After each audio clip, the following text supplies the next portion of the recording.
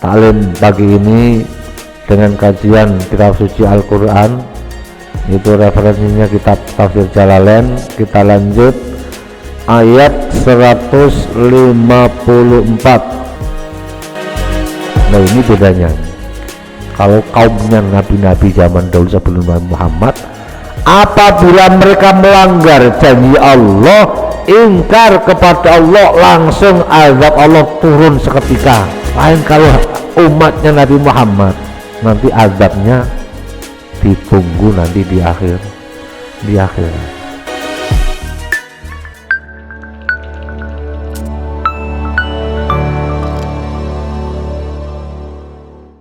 Assalamualaikum warahmatullahi wabarakatuh.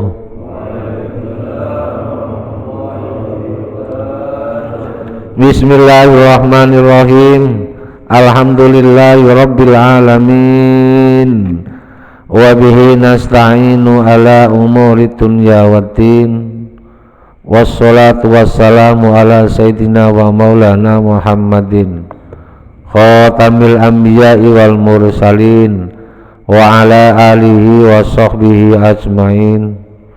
Qalu subhanaka la ilma lana illa ma 'allamtana innaka antal alimul hakim. Rabbi shrah li sadri wa yassir li amri wahlul 'uqdatam min lisani yafqahu qawli, amma ba'd. Hadirin jamaah taklim Masjid Al-Ikhlas Perumahan Geria Lebak Wangi 1, Sepatan Timur, Tangerang, Banten. Alhamdulillah kita semua dalam keadaan sehat walafiat, panjang umur, tidak kurang suatu apapun, bisa hadir kembali di masjid yang kita cintai ini dalam rangka sholat subuh berjamaah dan dilanjutkan agenda taklim sebagai kegiatan DKM Masjid Al-Ikhlas. Alhamdulillah, semoga kita dijadikan Allah, dipilih oleh Allah orang-orang yang istiqomah dalam rangka ketaatan kepada Allah, dengan harapan semoga Allah menguatkan iman kita sampai akhir hayat kita. Amin ya robbal alamin. Salawat salam semoga tercurahkan kepada baginda Nabi Agung Nabi Muhammad sallallahu alaihi wasallam yang senantiasa kita harapkan syafaatnya kelak di hari kiamat. Semoga kita termasuk umatnya yang akan mendapatkan syafaatnya kelak. Amin ya robbal alamin. Hadirin jamaah taklim sekalian, mari kita lanjutkan taklim pagi ini dengan kajian kitab suci Al-Quran, itu referensinya kitab Tafsir Jalalain. Kita lanjut ayat 154 dari surat An-Nisa dan seterusnya, ayat 154 dan seterusnya. A'udzu billahi minasy syaithanir rajim. Bismillahirrahmanirrahim. Wa rafa'na fawqahumut tur bimitsaqihim wa qulna lahum udkhulul baba sujjadan wa qulna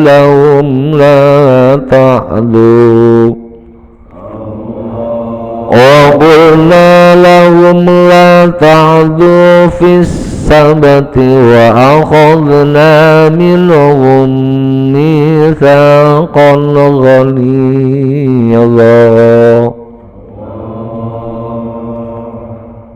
فبما نقضهم ميثاقهم وكفرهم بآيات الله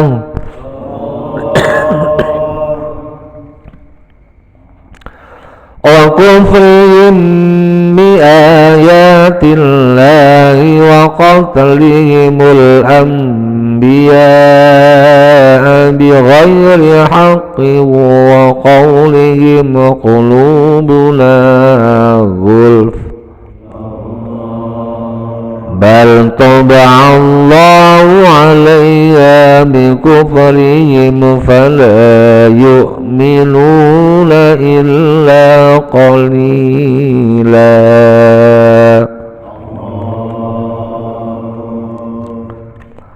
Wa rafa'na fawqahumut tura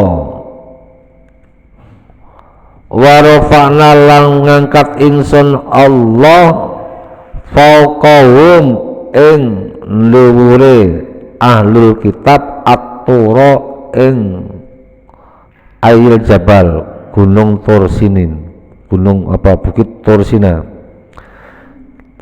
Kami telah mengangkat gunung bukit Tursinin di atas kepala mereka ahlul kitab, yaitu orang-orang Yahudi ahlul kitab. Bimisakim dengan bimisakim kelan perjanjian ahlul kitab, yaitu karena perjanjian mereka orang-orang ahlul kitab bisa babi akhdil misaki karena sebab mengambil perjanjian alaya ing ngatasé tur liya khafu supaya padha wedi sapa alkitab faqabalu mongko trima sapa alkitab ing misak.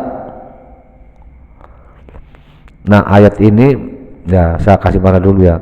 Wa qulna dan kami mengatakan lahum kepada alkitab, kami mengatakan wa mudillun, wa bukit Tursina itu mudillun sebagai apa? Mudillun sebagai naungan alaim terhadap mereka. Setelah itu udkhulul baba sujatan, masuklah kalian al-baba pintu gerbang, aibabul qaryah yaitu pintu gerbangnya sebuah desa. Ada yang mengatakan Baitul Maqdis. Allah perintah ketika mereka masuk pintu gerbang satu desa atau satu perumahan sujadan dengan sujud, maksudnya sujud sujud dan khinain. Sujudnya bukan sujud karena apa? Sujud diperintah sujud untuk inhina, yaitu dengan perasaan tunduk dan patuh kepada Allah dengan merendahkan diri. Wa qulna lahum dan kami mengatakan lahum kepada mereka la ta'tu, kalian jangan sampai melampaui batas atau melanggar aturan-aturan Allah. Wa fi qiraatin dan dalam satu bacaan bi fathil aini la ta'atu wa tasdidal la ta'atu gitu. Wa fi idghamut ta la ta'atu fil asli fiddal ay la ta'atu. Jadi la ta'tu aslinya la ta'tu, maksudnya jangan sampai kalian ahlul kitab orang-orang Yahudi melanggar perintah Allah fis sabti pada hari Sabtu bistiyadil haitani fihi dengan menangkap ikan wa akhadna dan kami mengambil minum dari mereka misakon sebagai perjanjian ghalidun yang kuat. Nah ayat ini menerangkan tentang apa? Ini Al-Quran ayat tersebut ayat 154 Nabi Muhammad menceritakan tentang kisahnya kaumnya Nabi Musa. Nah kaumnya Nabi Musa terus telah apa? Keras kepala karena mereka membangkang untuk beriman kepada Allah walaupun berkali-kali mereka melihat kekuasaan Allah, sehingga nah ini bedanya kalau kaumnya nabi-nabi zaman dahulu sebelum Nabi Muhammad, apabila mereka melanggar janji Allah, ingkar kepada Allah, langsung azab Allah turun seketika. Diperingatkan sekali, 2 kali, 3 kali, enggak ada perubahan, langsung azab Allah turun. Langsung azab Allah turun. Lain kalau umatnya Nabi Muhammad, nanti azabnya ditunggu nanti di akhirat. Lah karena kaumnya Nabi Musa ini sudah berkali-kali membangkang, bahkan sangat mencemooh pada Nabi Musa, saking bakangnya berkali-kali diberikan azab.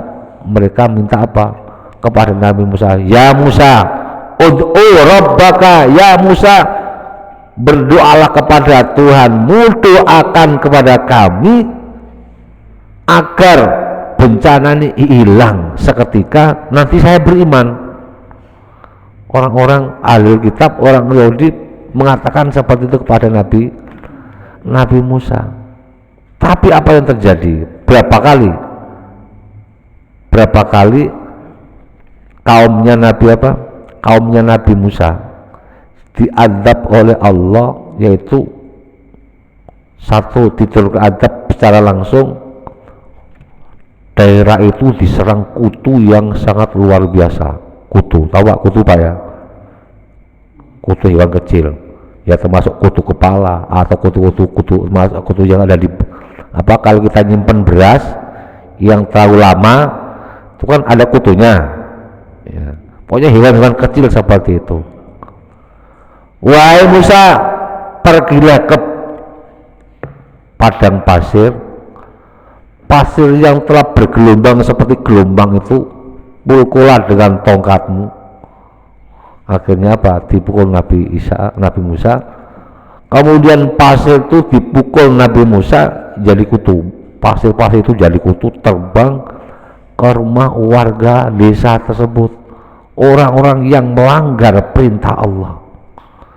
Jadi kutu itu langsung masuk ke rumah warga ya, bukan hanya mengganggu kehidupan mereka, makanan nggak bisa makan, pakaian penuh kutu ya, air penuh kutu, tanaman dipenuhi kutu, nggak bisa makan, nggak bisa minum. Kemudian sepanjang hari, beberapa hari seperti itu, akhirnya apa? Kaumnya Nabi Musa mengeluh, wahai Musa, ud'u rabbaka. Qalu ya Musa ud'u lana rabbaka bima ahita indaka la in kasafta annar rijza. Nah, jika ini bencana ini hilang dari kami, lanu minan nalaka, aku beriman. Nabi Musa berdoa kepada Allah, ya Allah, hilangkan bencana ini. Doa Nabi Musa diijabah oleh Allah, dikabul oleh Allah, hilang semuanya. Mereka nggak beriman. Itulah yang dinamakan apa? Mereka apa? Keras kepala, enggan beriman kepada Allah Subhanahu wa ta'ala. Sehingga ayat ini warafa'na fawqahumut tur ya, jika kalian tidak sadar wahai Bani Israel, orang-orang Yahudi saat itu, jika kalian terus membangkang, terus berkepala batu, nggak iman pada Allah, ini Bukit Tur Sina akan diangkat, kemudian katakanlah jadikan gempa atau longsor. Nah, jadi di sini faqamut tur ini berarti yang dimaksud tur ini bukit Gunung Tur Sina, atau disebut dengan istilah lain, kata lain, Bukit Sinai. Karena di Gunung Tur Sina ini mungkin kita ingat surat At-Tin, wattini wazaitun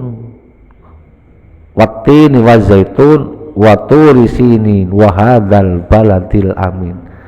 Gunung Bukit Tur Sina dijadikan Allah sebagai apa? Sumpah demi bukit Tur Sinai, demi bukit Sinai, karena di bukit ini Allah menurunkan wahyu kepada Nabi Musa. Allah menyampaikan kitab Taurat kepada Nabi Musa. Bahkan wa kallamallahu Musa taklima, tadi ayat yang baru kita baca di surat subuh tadi Pak ya. Wa kallamallahu Musa taklima, Allah berbicara langsung kepada Nabi Musa di bukit Tur Sinai. Ini bukit yang bersejarah terhadap umat-umat Islam. Dan saking orang-orang Yahudi nggak mau diingatkan, bukit Tur Sinai itu mau diangkat untuk dijadikan bencana azab untuk menyiksa orang-orang Bani Israel. Tapi apa? Mereka bertobat tapi kembali lagi. Imannya hanya sekejap, nanti kembali lagi. Ini menggambarkan kepada umat Muhammad kita semua, kalau kita diingatkan dalam hal ketaatan kepada Allah Subhanahu wa taala, ya, jangan seperti orang-orang Yahudi kaumnya Nabi Musa. Jangan keras kepala, jangan kepala batu untuk iman patuh kepada Allah Subhanahu wa taala. Khawatirnya walaupun Allah tidak memerlukan azab sekarang, tapi nanti kelak di akhirat. Wa qulna lahum udkhulul baba sujatan wa qulna lahum la ta'tuna. Ini termasuk apa? Peringatan sebagai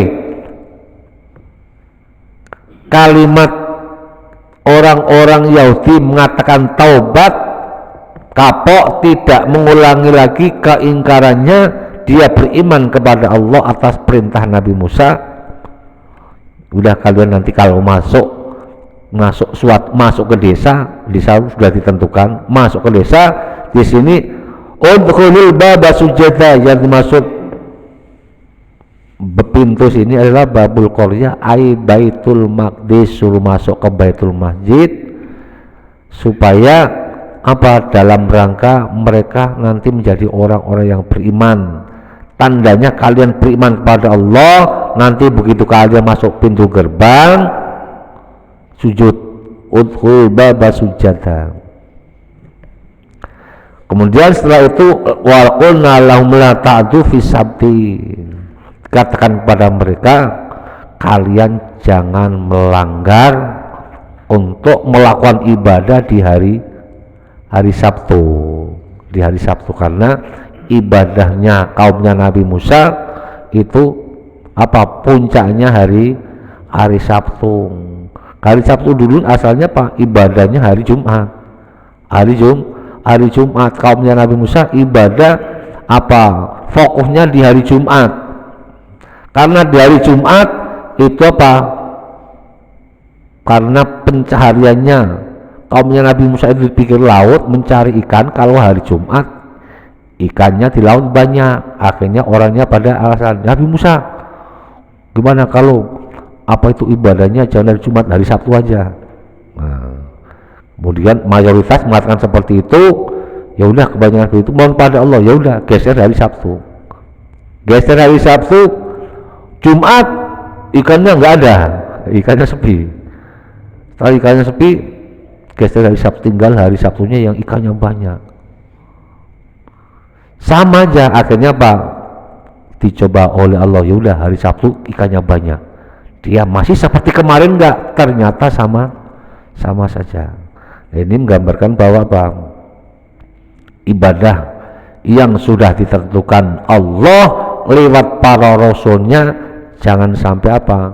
Ditawar lagi, jangan dianggap enteng, jangan dianggap sembrono. Sehingga karena mereka melanggar perjanjiannya dengan Nabi Musa, karena itu perintah Allah, mereka dikutuk menjadi kera. Walau di ayat yang lain di awal Al-Baqarah, mungkin di ayat 60 63 atau 64, walaqad alimtumul ladzina tadaw minkum fis sabti faqulna lahum kunu qiradatan khasiin.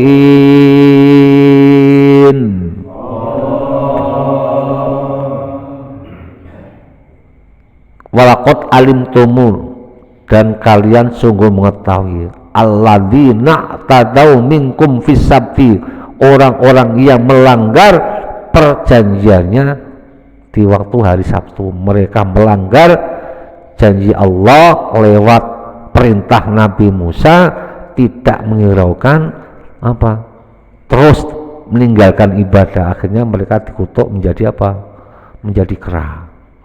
Konon dalam Alkisah benar mereka dijadi kera itu secara fisik. Setelah jadi kera selama 3 hari mereka meninggal.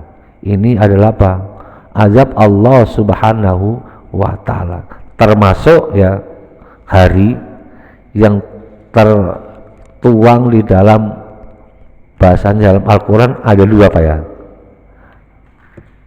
fis sabti, hari Sabtu, dan hari Jumat. Hari Sabtu itu termasuk apa, nama hari yang tertuang dalam Al-Quran, hari Sabtu, dan hari Jumat. Hari Jumat tertuang dalam kitab dalam surat Al-Jum'ah, ya ayyuhalladzina amanu idza nudiya lis-sholati mi yaumil jumu'ah.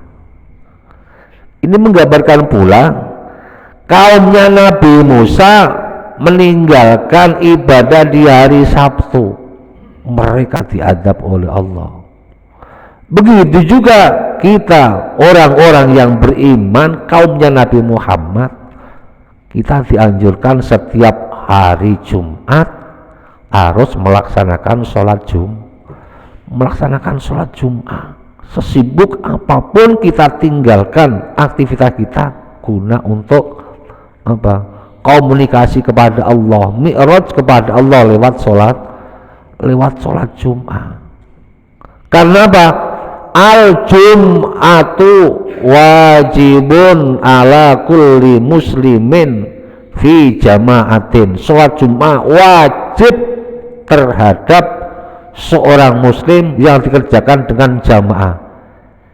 Illa arba'atan, kecuali 4 yang diperbolehkan untuk tidak sholat Jumat. Wahum abdun, budak, nggak wajib Jumatan. Budak sekarang sudah nggak ada. Wa mra'atun, perempuan, nggak wajib sholat Jumat, bahkan tidak boleh melaksanakan sholat Jumat. Nah sekarang ada apa? Ada paham baru, orang perempuan sholat Jumat, bahkan jamaahnya jadi satu dengan laki. Ada apa ya, kemarin di demo itu ada aja apa ya, ada aja di Indramayu, Al-Zaitun, aneh-aneh aja ya. Paling udah jelas yang wajib sholat Jumat hanya laki-laki. Bagaimana perempuan? Perempuan cukup diganti dengan sholat duhur 4 rakaat. Abdun, budak, wa mru'atun, laki-laki, wa sobiyun, anak kecil yang belum balik, tidak wajib sholat Jumat. Bagaimana sekarang anak kecil kalau datang ke Jumat hanya mengganggu ketertiban sholat Jumat? Nah ini apa, perlu disiasati. Sekarang Masjid Al-Ikhlas kalau hari Jumat banyak anak-anak kecil, sehingga apa, tidak kondusif untuk melaksanakan apa, sholat Jumat. Adzan sudah dimulai, waduh pada lari sono sini. Ini coba kita sikapi bagaimana Bapak jamaah Masjid Al-Ikhlas semakin nggak tertib kalau sholat Jumat. Coba tanya Pak Kasmanto ya, tanya Bapak yang lain yang sholat Jumat di rumah ya. Ini bagaimana perlu kita pikirkan. Karena apa, kita lihat masjid-masjid yang lain nggak ada yang ketentramannya untuk sholat Jumat sangat-sangat terganggu. Ini kita mohon kepada bapak-bapak yang punya anak kecil, ketika mereka akan melaksanakan Jumat, titip diberikan pesan, Dek, nanti kalau sholat Jumat jangan lari-lari, jangan rame. Itu kalau anak diberikan pesan seperti itu pasti diingat, pasti diingat. Nanti kalau ke masjid, ya, kalau tidak, karena mereka itu nanti yang akan meneruskan kita semua. Mereka itu nanti yang akan meramaikan rumah Allah. Tapi selalu diberikan pesan yang apa? Yang mudah diingat, pasti akan diingat. Karena ini apa? Bukan anak warga Grial Bawangi, bahkan anak kampung sekarang, anak kecil-kecil ini keluarnya ke Masjid Al-Ikhlas. Nah, ini perlu apa? Perlu buat pelajaran, apalagi kalau ada acara Jumat berkah. Nah, apalagi kalau ada Jumat berkah. Karena apa? Mereka anak kecil tujuan sholat ke sini tujuannya bahwa nanti dapat makanan. Jadi anak kecil tidak wajib sholat Jumat. Kalau mereka sudah balik, sudah sunat, ayo kita perintah ke masjid, ayo ke masjid sholat Jumat dan sholat yang lain. Wa maridin, dan orang sakit pun begitu, tidak diwajibkan sholat Jumat. Bagaimana, bahkan ada hadis yang lain, mantarokal Jum'ata salasa marratin bi ghairi udrin kutiba fil munafiki. Barang siapa yang meninggalkan sholat Jum'ah 3 kali berturut-turut tanpa ada udzur syara'. Jadi tanpa ada udzur syara', dia meninggalkan sholat Jum'ah 3 kali berturut-turut tanpa ada udzur syara'. Udzur syara'nya apa? Dia mungkin sakit, ya, dia mungkin musafir, ada alasan yang tidak bisa dihindari. Lah kalau kita di rumah, ya, di rumah nggak ada kegiatan apa-apa, dia seorang muslim, begitu azan Jumat tetap santai aja di rumah, sengaja mencari kesibukan ini. Nah, orang tersebut dicatat sebagai orang-orang munafik. Dalam redaksi yang lain, kalau orang meninggalkan Jum'ah 3 kali berturut-turut, fatubi'a ala qulubihi, hatinya telah dikunci mati oleh Allah, dijadikan orang-orang yang lalai kepada Allah. Nah, untuk itu apa? Ini bagian daripada apa? Kalau umatnya Nabi Musa, mereka melanggar hari Sabtu, dikutuk Allah seperti itu, dilanat oleh Allah seperti itu, ditimpa adab seperti itu. Ini menggambarkan bahwa umat Nabi Muhammad tidak hari Sabtu tapi hari Jumat. Hari Jumat, karena hari Jumat adalah hari yang mulia, bagi umat Nabi Muhammad sallallahu alaihi wasallam. Kemudian umatnya Nabi Musa beri bencana, termasuk diturunkan kutu, sangat mengganggu. Setelah kutu hilang, mereka minta kepada Nabi Musa, berdoa kepada Allah agar bencana tersebut hilang. Nabi Musa mohon kepada Allah, doanya dijabah, kutu semuanya hilang bersih, normal. Kemudian begitu lagi, hilang lagi. Kemudian turun lagi apa? Kata kodok, Pak. Kodok. Kata turun, datang dengan tiba-tiba ke desa tersebut, masuk ke rumah nggak bisa dihalau, kemudian masuk ke kamar, masuk ke dapur, bahkan pakaian yang di lemari Pakaian yang digantung mau dipakai, ternyata apa, mau dipakai ada katanya. Katanya bukan kata bersih, begitu mau dipakai kotorannya, tainya kemana-mana, nggak bisa pakai baju, nggak bisa pakai sarung, nggak bisa pakai. Nah itu apa, berlangsung berhari-hari, dan itu sangat mengganggu. Bukan hanya mengotori rumah, mengkotori yang tersebut, suaranya bising. Nah, kalau kita kemarin habis hujan ya, yang rumahnya dekat empang, suara kata kayak apa Pak? Itu aja di jauh suaranya seperti, apalagi itu kata di rumah, sangat mengganggu. Nah itu bagian daripada apa? Azab Allah yang diturunkan kepada umatnya Nabi Musa. Datang lagi kepada Nabi Musa, ya waqalu ud'ulana rabbaka, mereka datang kepada ya Musa, mintakan, doakan kepada Tuhanmu, lain kasafna la tu'minunna, jika itu semuanya lenyap nanti kami akan beriman. Begitu lagi sampai apa, tahap ketiga, kata sudah hilang, mereka begitu lagi, kemudian turun apa, belalang ya, belalang. Bahkan dalam cerita ini belalang ini kan nggak umum, belalang sampai ribuan menghantam tanamannya, sawah, ladang, bahkan apa, rumahnya yang bangunan beton, besinya digerogotin belalang sampai rapuh, akhirnya rumah pada ambruk. Belalang bisa ngerogotin besi, digerogotin lama-lama rapuh, dalam waktu yang singkat bangunan rumah mereka pada ambruk. Jadi seperti tiba-tiba itu ada apa, ada gempa yang tidak terasa, tiba-tiba itu rumah ambruk semua, padahal nggak ada gempa. Karena apa, itu apa, tuh rumah mereka digerogotin oleh belalang.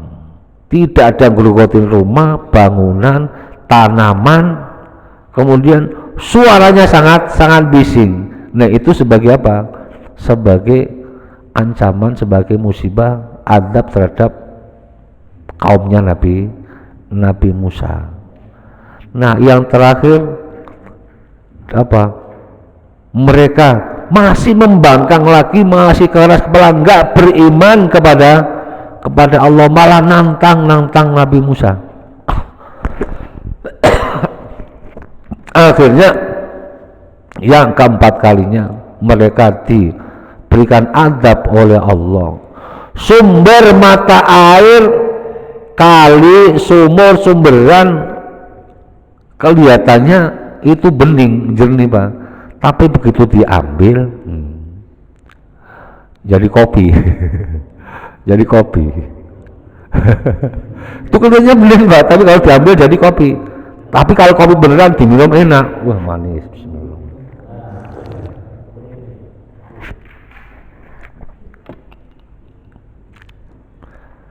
Ada yang mengatakan bahwa semua air yang diambil itu jadi darah. Itu air dari keran itu bening Pak, ketika diciduk pakai bejana, pakai panci, jadi darah yang kental. Ambil air di kali, kelihatannya itu bening, tapi begitu diambil di panci itu air jadi darah. Nah itu sangat menyiksa. Bagaimana bisa? Karena apa? Kehidupan orang tidak lepas dari air. Nggak ada air nggak bisa masak, nggak ada air nggak bisa minum, nggak ada air nggak bisa nyuci baju. Untuk itu bagian daripada nikmat Allah yang harus kita syukuri. Air turun dari langit, itu bagian daripada rezeki dari Allah. Kemudian air turun dari langit karena kita nggak bisa nampung, ditampung oleh PDAM dialirkan ke rumah kita. Nah ini bagian daripada apa, nikmat Allah yang diberikan kepada umatnya, kepada hambanya, kita imbangi, kita balik harus bersyukur kepada Allah. Wujud syukur kita kepada Allah, laksanakan kewajiban kita, laksanakan perintah Allah. Kalau zamannya Nabi sebelum Nabi Muhammad langsung diadab, langsung disiksa di dunia, tapi umat Muhammad Allah kasih kemurahan. Wa akhadna minhum mitsaqan ghalidha, dan itu semua sebagai perjanjian Nabi Musa dengan kaumnya orang-orang Ahlul Kitab, sebagai perjanjian yang kuat. Wahai umatku, inilah perjanjian kita agar kalian tetap beriman kepada Allah. Kemudian fabima naqdihim, maka dengan pelanggaran mereka, ya mereka semuanya dilanggar setelah mereka melihat perintah, mendapat kekuasaan Allah lewat mukjizat Nabi Musa, mereka akhirnya nggak beriman lagi. Setelah mereka nggak beriman, bukan hanya kalimat yang seperti tadi itu juga, fabima naqdihim, maka dengan pelanggaran mereka, lafal ma zaidatun wal ba'u lisababiyah muta'alliqatun bi maghdufin, yang berkaitan dengan lafal yang dibuang. La'annahum, kami mengutuk kepada mereka, bisa babi naqdim, dengan sebab pelanggaran mereka.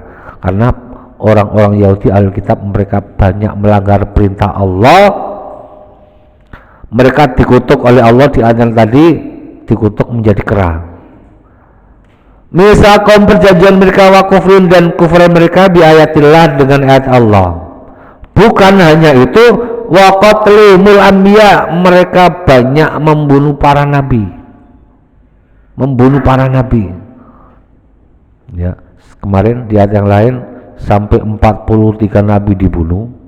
Kemudian 170 pengikut nabi dibantai juga orang Yahudi. Itu merupakan pelanggaran yang besar. Mereka membunuh nabi untuk menuruti egonya mereka sendiri, mereka mencari kebenaran sendiri. Wa qatlumul anbiya, mereka membunuh para nabi bi ghairi haqqin, dengan tanpa alasan yang benar. Wa qalim, dan ucapan mereka, qulubuna ghulaf, hati kami sudah tertutup untuk Nabi Musa dan orang-orang yang sepakat dengan Nabi Musa. Mereka mengatakan, ya, kami tidak menerima Nabi Musa, tidak mau menerima Nabi Musa. Dia mengatakan seperti itu kalau mereka lagi biasa-biasa aja. Tapi kalau mereka lagi kena bencana, kena musibah, mereka ingat Nabi Musa, datang kepada Nabi Musa, minta doanya. Karena anggapan mereka saat ini Nabi Musa doanya lagi diijabah. Emang doanya orang, apalagi Nabi, orang-orang yang soleh, itu senantiasa insya Allah doanya, kata-katanya dari lisannya itu mustajab, diijabah oleh Allah Subhanahu wa ta'ala. Kadang-kadang apalagi itu kalimat yang serius, kadang-kadang kalimat yang tidak serius itu kadang diijabah oleh Allah Subhanahu wa ta'ala. Kadang-kadang kata-katanya, kalimatnya orang-orang soleh itu, kalau kita bicara bahasa kita gremeng, itu bahasa Indonesianya apa, Pak? Hah? Mau kok gremeng naik gerutu ya. Gremengnya gerutunya orang soleh, orang ahli ibadah, gremengnya para alim, itu dianggap ibadah. Lain kalau gremengnya kita, gerutunya kita, itu berarti menyakitkan orang. Ya. Contoh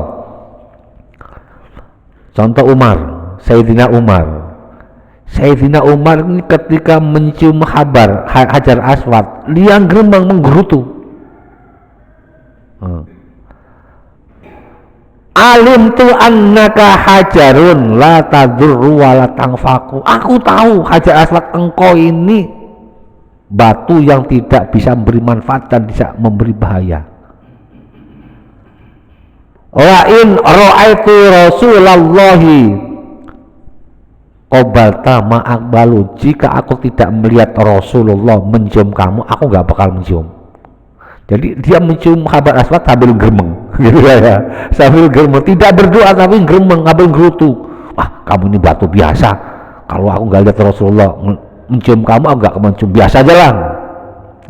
Itu Sayyidina Umar kalau mencium Hajar Aswad seperti itu sambil geremeng, menggerutu, sambil menggerutu. Tapi itu apa? Masuk kategori ibadah karena mereka itu sahabat Nabi, orang soleh. Enak Sayyidina Ali di belakangnya dengar, ya bukan begitu Ammar, bukan begitu Ammar, diprotes, bukan begitu Ammar. Orang yang mencium Hajar Aswad itu sama juga mereka kama sofahallah, sama juga mereka itu seakan-akan musafahah kepada Allah, salaman kepada Allah. Beda lagi gitu Pak. Mereka banyak membunuh Nabi sampai 43 Nabi, sampai pada pengikutnya dibantai. Mereka mengatakan waqulubuna qulub, hati mereka sudah tertutup, sudah terkunci mati, tidak mengikuti perintah Nabi Musa. Bal toba Allahu alaihi bikufrihim, melainkan Allah mengunci mati hati mereka, dijadikan orang-orang yang ingkar kufur kepada Allah. Mereka banyak yang tidak beriman kepada Allah. Fala yu'minuna illa qalila.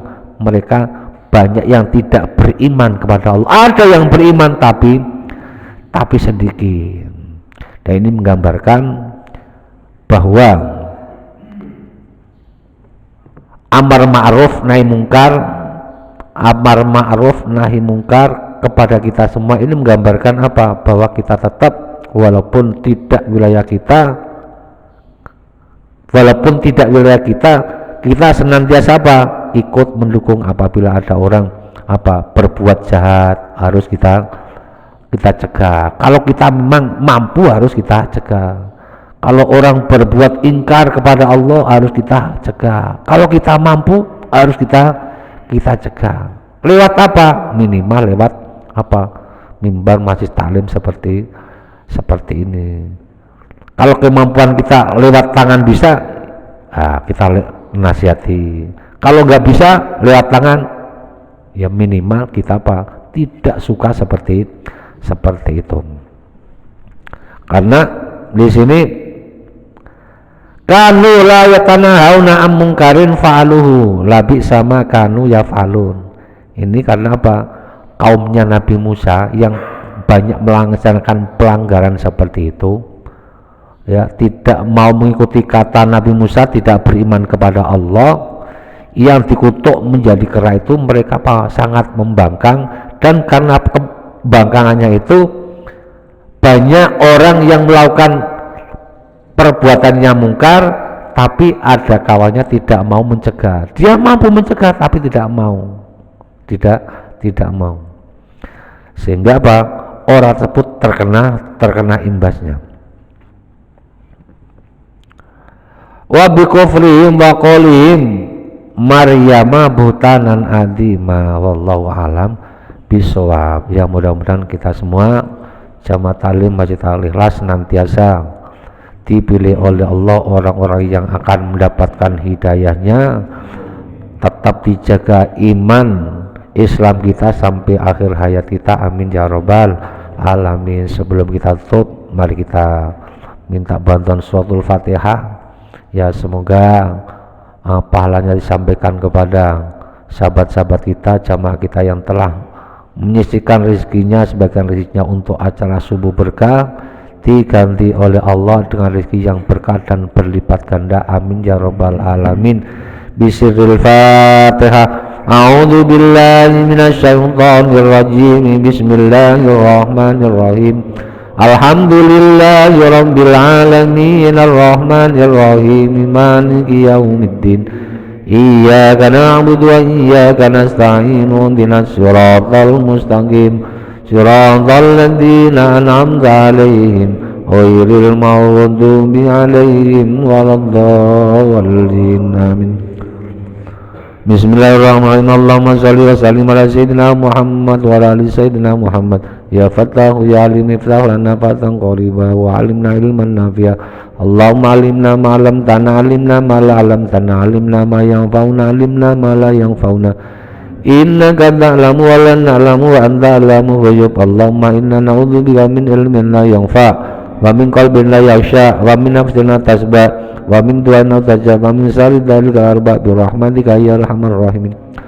Allahumma jalla auladana wa talamidana wa ahli baitina wa man hadara fi hadhihi jamaah min ahlil ilmi wa ahlil iman wa ahlil taqwa wa ahlil ibadah wa ahlil qur'an wa ahlil rizki wa ahlil tu'a wa ahlil khair wa la tajalna wa iyyahum min ahli syarri wa dhair innaka ala kulli syai'in qadir.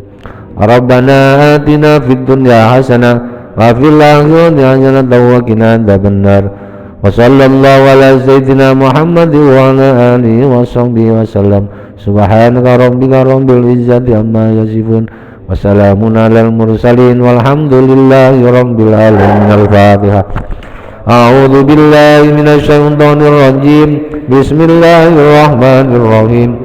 Alhamdulillahi rabbil alamin arrahmanir rahim maliki yaumiddin iyyaka na'budu wa iyyaka nasta'in ihdinas siratal mustaqim siratal ladzina an'amta 'alaihim ghairil maghdubi 'alaihim waladdallin. Kurang lebihnya mohon maaf. Billahi taufiq wal hidayah. Wassalamualaikum warahmatullahi wabarakatuh.